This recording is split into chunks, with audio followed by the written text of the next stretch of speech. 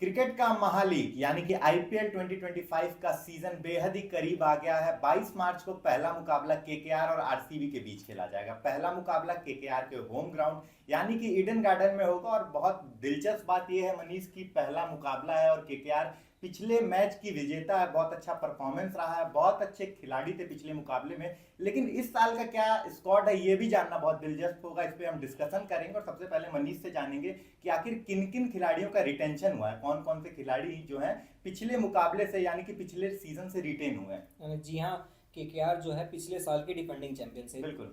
श्रेयस अय्यर की कप्तानी में जो है उन्होंने केकेआर के साथ ट्रॉफी उठाई थी। सबसे बड़ी दिलचस्प बात यह है कि रिटेंशन में केकेआर ने जो है श्रेयस अय्यर जो उनके कप्तान थे उनको ही रिटेन नहीं किया है। उन्होंने कुल 6 रिटेंशन किए हैं, जिसमें से 4 कैप्ड प्लेयर है, 2 अनकैप्ड प्लेयर है। 4 कैप्ड जो है उसमें रिंकू सिंह है, आपके सुनील नारायण है, आंद्रे रसल है और वरुण चक्रवर्ती हैं, और रमनदीप और हर्षित राणा जो हैं अनकैप्ड प्लेयर्स हैं, जिनको 6 प्लेयर जो ओवरऑल स्लॉट था उन्होंने पूरा रिटेन किया हुआ है। बिल्कुल मनीष, एक से बढ़कर एक खिलाड़ी जो है रिटेन किए गए। अगर हम मसल मैन की बात करें तो आंद्रे रसल टीम में जिस तरीके का उनका परफॉर्मेंस रहा, जिस तरीके की ताबड़तोड़ बल्लेबाजी करते हैं और साथ ही साथ डेथ ओवर में गेंदबाजी भी करते हैं, विकेट भी चटकाते हैं। रिंकू सिंह साथ में है, 5 छक्के आईपीएल के कोई नहीं भूल सकता। वो अफगानिस्तान के खिलाफ जो पार्टनरशिप थी रोहित शर्मा के साथ, जो ताबड़तोड़ रन बने थे वो नहीं कोई भूल सकता है। जिस तरीके के खिलाड़ी हैं वो बाउंड्रीज के लिए जाने जाते हैं, अपने छक्के के लिए जाने जाते हैं। साथ ही साथ सुनील नारायण की बात ना करें तो गलती हो जाएगी, क्योंकि जिस तरीके के खिलाड़ी हैं, पिछला मैच जो हुआ था लास्ट सीजन की अगर हम बात करें, बहुत बड़ा योगदान रहा था कि केकेआर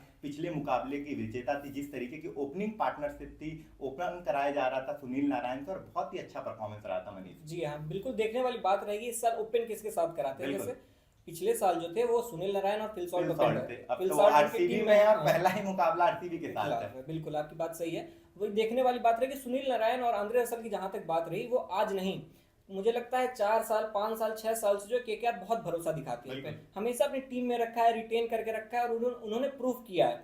उन्होंने प्रूफ किया है कि क्यों उनको टीम में रखना चाहिए। साथ ही साथ अभी ऑक्शन हुआ है जिसमें अभी श्रेयस अय्यर जो है वो कप्तान रहने गए हैं अब, क्योंकि श्रेयस अय्यर को उन्होंने रिटेन नहीं किया। श्रेयस अय्यर पंजाब में चले गए हैं, इनके पास कोई कप्तान अवेलेबल नहीं था। जो केकेआर से मतलब केकेआर ने अजिंक्य रहाणे को खरीदा तक नहीं था, मतलब केकेआर अनसोल्ड चले गए थे, मतलब ऑक्शन में किसी ने उनको लिया नहीं था।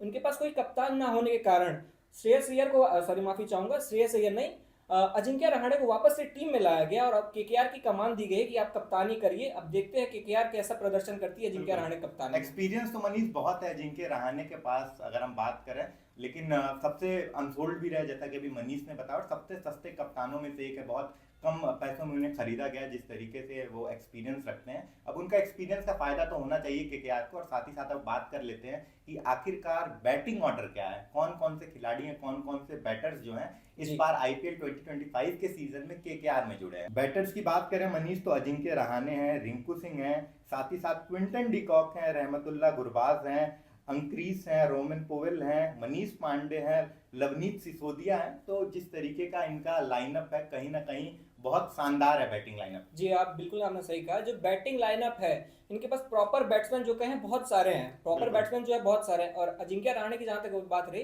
उनका बेस प्राइस जो था 1.5 करोड़ में लिया गया है उनको, अभी क्योंकि अनसोल्ड चले गए थे, 1.5 करोड़ में लिया गया है और कप्तान बनाया गया। तो मतलब सबसे सस्ते, जैसा आपने बताया, सबसे सस्ते कप्तान जो हैं वो अजिंक्य रहाणे है। और बैट्समैन की बात कर ली जाए तो अभी हमने देखा मनीष पांडे को भी वापस से लेकर, मनीष पांडे टीम में नहीं थे, वापस उनको लिया गया। जितने सारे बैट्समैन है उसमें अभी आप देख पा रहे हैं, रिंकू सिंह जैसे आपने बताया 5 छक्के मारे हैं, इतने धूमधार प्लेयर है, अच्छा करते हैं, इंडिया के लिए भी खेलते हैं, मतलब एक महत्वपूर्ण हिस्सा है केकेआर का मुझे जहां तक लगता है। बाकी आप ओपनिंग पेयर की बात करी जाए तो ओपनिंग का सोचना पड़ेगा उनको किसके साथ ओपन कराएं। मुझे लगता है मनीष की अब जैसा कि हमने बैटिंग लिस्ट पढ़ा तो मुझे ये लगता है कि अगर फिर से उनको भरोसा भी करना चाहिए सुनील नारायण पे, पिछली बार अच्छा परफॉर्मेंस रहा था, और उनके साथ मुझे ये लगता है कि शायद क्विंटन डिकॉक ओपनिंग करें। जी हाँ बिल्कुल, क्विंटन डिकॉक जो है एक बहुत लेफ्ट हैंडेड बैट्समैन है, ताबड़तोड़ तरीके से खेलते हैं, लेकिन मुझे ऐसा लगता है कि क्विंटन डिकॉक भी लेफ्ट हैंडेड बैट्समैन है, सुनील नारायण भी लेफ्ट हैंडेड बैट्समैन है, और दोनों ही एक तेज खेलने वाले प्लेयर हैं। तो देखने वाली बात रहेगी कि क्या पता अजिंक्य रहाणे से हो सकता है कि केकेआर ओपन करा सकती है सुनील नारायण को। अब देखने की बात रहेगी कीपिंग कराने की वजह से अगर क्विंटन डिकॉक को रखते तो क्विंटन डिकॉक जो है वो ओपन ही करेंगे। और मुझे ये लगता है मनीष की क्विंटन डिकॉक तो प्लेइंग 11 में शामिल ही रहेंगे, क्योंकि जिस तरीके के बैटर हैं और साथ ही साथ विकेट कीपर हैं, तो उनको तो हर प्लेइंग 11 में लगभग अगर इंजरी नहीं हुई तो शामिल करना अनिवार्य होना चाहिए। और साथ ही साथ रूमेन पॉवेल को ऐड किया गया, एक तगड़े हिटर हैं। मान के देखिए आप, आंद्रे रसल हो गए आपके पास, रिंकू सिंह हो गए आपके पास, रोमन पॉवेल हो गए, मतलब नारायण हो गए। मिडिल ऑर्डर देख रहे हैं, मिडिल ऑर्डर देखिए कितना मजबूत है केकेआर का। मतलब जहां भी देखें आप, हर जगह अगर 1 ओवर में, 2 ओवर में, 3 ओवर, ऑर्डर बहुत मजबूत है उनका। टॉप ऑर्डर से मजबूत मुझे लगता है मिडिल ऑर्डर है, क्योंकि ये लोग नीचे के चौथे नंबर, पांचवें नंबर, छठे नंबर पे ये बल्लेबाज हैं। ये इस पे ज्यादा खेलेंगे कि आखिरी का अगर 2 ओवर, 3 ओवर, 4 ओवर अगर मिलता है तो इनकी इतनी क्षमता रखते हैं कि 70-80 रन एक्स्ट्रा दे सकते हैं टीम को, जो ओपनिंग पेयर ने नहीं किया हो। अगर ओपनिंग पेयर 15 ओवर, 16 ओवर में अगर 100 रन या 120 रन भी मारती है, तो ऐसे प्लेयर हैं ये कि 6 ओवर या 4 ओवर में भी ये आपको 80 रन, 90 रन बना के दे सकते हैं। बिल्कुल, बैटर्स की हमने बात कर ली, डिस्कस कर ली। अब हम बात करेंगे कि मिडिल ऑर्डर में कौन है, कौन कौन से ऑलराउंडर्स टीम में शामिल है, किस तरीके के खिलाड़ी हैं, किस तरीके का एक्सपीरियंस है उनके पास। ऑलराउंडर्स की बात करें तो वेंकटेश अय्यर हैं, अनुकूल रॉय हैं, मोइन अली हैं, रमनदीप सिंह हैं, साथ ही साथ आंद्रे रसल हैं। जैसा कि आपने बताया, इतने सारे ऑलराउंडर्स हैं, आंद्रे रसल हो गए, वेंकटेश अय्यर, जिनको इतने सारे पैसों में केकेआर ने खरीदा है, क्योंकि केकेआर के पास कोई ऑप्शन रह नहीं गया था। इतने सारे प्लेयर्स आए, चले गए। हाँ, उन्होंने बहुत सारे ऑप्शन में ट्राई किया कि ये प्लेयर अपने में आ जाए, वो प्लेयर अपने, लेकिन उनका जो मैच है वो बन नहीं पाया। तो इन द एंड केकेआर के साथ वेंकटेश अय्यर भी बहुत टाइम से जुड़े हुए और अच्छा प्रदर्शन भी किया है।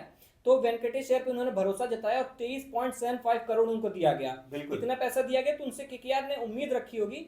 देख सकते हैं ये भी ओपन का, ये भी देख सकते हैं, ओपन कर सकते हैं, नीचे खिला सकते हैं, आपको मीडियम पेस से बॉल करते हैं। 1 ओवर 2 ओवर अगर इनको पार्ट टाइम के तौर पर डलाना चाहिए, हो गए आंद्रे रसल हो गए, तो ये अच्छा टीम को सपोर्ट देते हैं। ऑलराउंडर्स हमारे इसीलिए महत्वपूर्ण होते हैं क्योंकि ये टीम को एक सपोर्ट देते हैं। सपोर्ट देंगे तो आपकी टीम स्टेबल रहेगी। बिल्कुल मनीष, और केकेआर की बात करें और हम जैसे भी खिलाड़ियों की बात करें तो बैक बहुत करते हैं अपने खिलाड़ी को, चाहे हम आंद्रे रसल की बात कर लें, सुनील नारायण की बात कर लें, मनीष पांडे की अभी डिस्कशन हो रही थी, रिंकू सिंह की बात कर लें, वेंकटेश अय्यर की बात कर लें, बैक बहुत किया खिलाड़ी में और वैसा परफॉर्मेंस भी आया। पिछले साल हमने देखा सुनील नारायण का परफॉर्मेंस। साथ ही साथ आपने सबकी बात कर ली, अपने वरुण चक्रवर्ती की बात नहीं की। वरुण चक्रवर्ती जो है केकेआर बहुत टाइम से रखी हुई है उनको, और वरुण चक्रवर्ती का केकेआर में जैसा परफॉर्मेंस रहा है उसके कारणवश वो इंडियन टीम में आए हैं। और अभी चैंपियन ट्रॉफी में हम सबने देखा है कि वरुण चक्रवर्ती कितने कारीगर साबित हुए हैं। लोग उनको पढ़ने में नाकाम रह रहे थे कि कोई इधर से खेल रहा है तो भी आउट हो रहा है, लेफ्ट हैंडेड बैट्समैन हो या राइट हैंडेड बैट्समैन हो, बिल्कुल उनको पढ़ नहीं पा रहे हैं। बिल्कुल, अब मनीष ने वरुण चक्रवर्ती की बात छेड़ी दी है तो ये भी जान लेते हैं कि आखिर केकेआर की बॉलिंग ऑर्डर किस तरीके से है,